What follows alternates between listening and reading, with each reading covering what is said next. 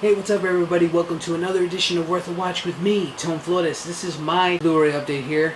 Honestly, when I think about this, if you obviously read the title right up here, you obviously know this is a Blockbuster haul that I got recently. But I gotta say this, for those of you who even have an idea of what a Blockbuster is, let alone what a video store is, not so much as a Best Buy, but a video rental store. To me, this is just a commentary of what I think about in regards to a lot of these places closing down. A lot of the hole-in-the-wall kind of places are closing down.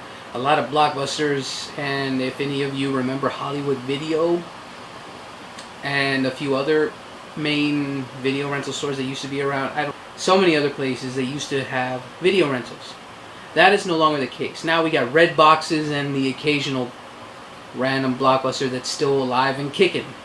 And it's sad to me because nowadays a lot of children and teens are going to grow up without that experience of going to a fucking movie store, looking at a shelf and happen to cross a film that they never even heard of before, but they pick it up, take it home, rent it, see it, and just think, holy shit, if I would have never went to that store, I would have never seen this film, and so on and so forth. Experience had. For those of you who've had that experience, raise your hand. I've had that experience several times, and yeah, sure, they were just family flicks, more when I was a kid, but as I got older, I went to various video rental places, such as Blockbuster, rented a few films, and I thought some of them were shit, some of them were like, thank God I rented that. Now I will buy it. And that's the sad part, is that many people will not experience that anymore. And aside from me being convoluted with this whole idea, for those of you who have video rental stores or video stores in general around you, keep them alive, keep giving them service, because it's an experience that, much like going to the theater, this is also an experience that unfortunately many people are going to lose. And I feel sad that that's actually happening for the movie, film people community, you know. It's kind of sad to me, but with many closings comes many cheap Blu-rays and DVDs, for those of you who still buy those things. And so here's the first title up, is Up in the Air. Now I saw this in the theater and I thought, wow, George Clooney, you've come a long way since that piece of shit. And thank God your career is still pretty safe. I really enjoyed this film. I kind of liked Ides of March, but unfortunately that film for me personally, one of the most disappointing films from the previous year, mainly because the build-up and the climax, it went nowhere. But this is a completely different film. This is a film, I think, that deals with such a very, very, very realistic situation of people getting fired. It's a very sad situation when it happens, but you know what? This deals with both sides of the spectrum. The people that have to do that job and the people that go through the motions of being fired, laid off, whatever. It's an excellent film. George Clooney, Anna Kendrick, and Vera Farmiga all do such a great job in this film. Jason Reitman, this was definitely a much better film than that piece of shit Juno. This is a lot more realistic than that crap. Come on now, you can't disagree with me on that one. Next title is one of my favorite films, like, seriously, one of my favorite films ever, and it is Edward Scissorhands.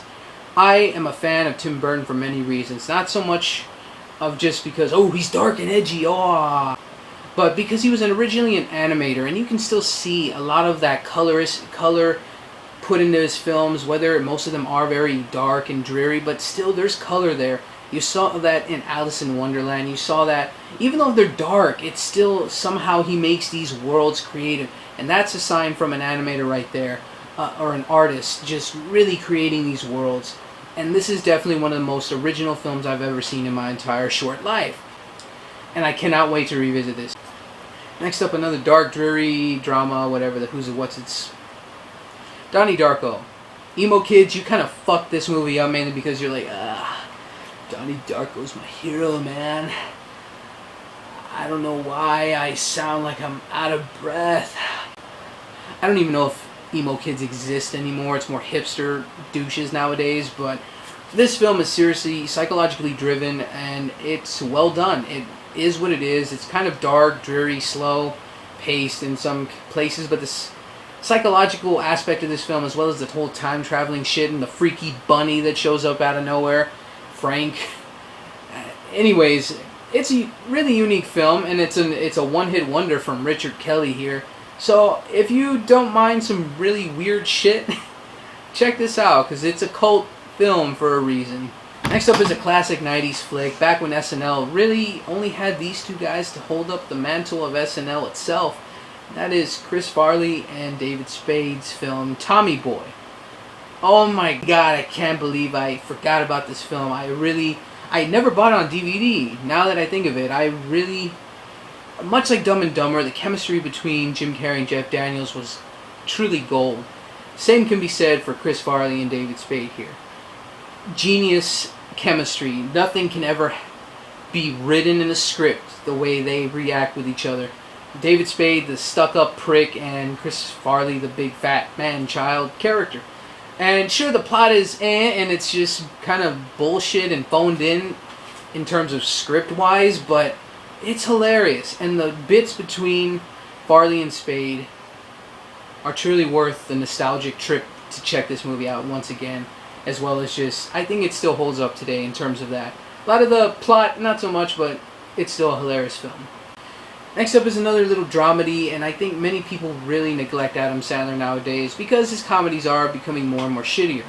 But I really think he has dramatic chops that need to be exposed just a wee bit more because, let's face it, I think we all know he's running out of comedic ideas as of right now. I think this film proves that even more. Reign Over Me, Punch Drunk Love, Spanglish, and Funny People, my personal favorite. I really think this film, I think Adam Sandler honestly deserved some sort of acting credit of some kind. I think he really, the courtroom scene in this film, for those of you who haven't seen this film, that's some intense shit right there. And Adam Sandler, holy crap, I didn't know he can act that well.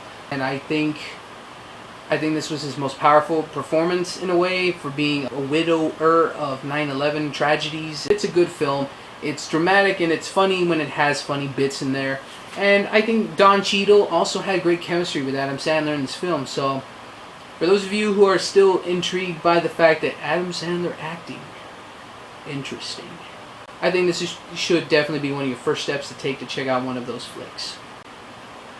Last but definitely not least in my Blockbuster haul here, the first film, and what many people actually, I've heard this several times, The Dark Knight of James Bond films, Casino Royale, for $5. Fuck yes. I haven't seen this in a while. I had it on DVD, and for $5, I cannot wait to revisit this on Blu-ray. This movie was really intense. It was gritty. It was badass. He is just one badass son of a bitch. That's pretty much what this movie showed us. Once again, that what James Bond really can be. This one definitely took a more serious approach, and it worked. It really was dark. It was full of action and just, yeah, sure, many people said, he just plays fucking cards half the movie.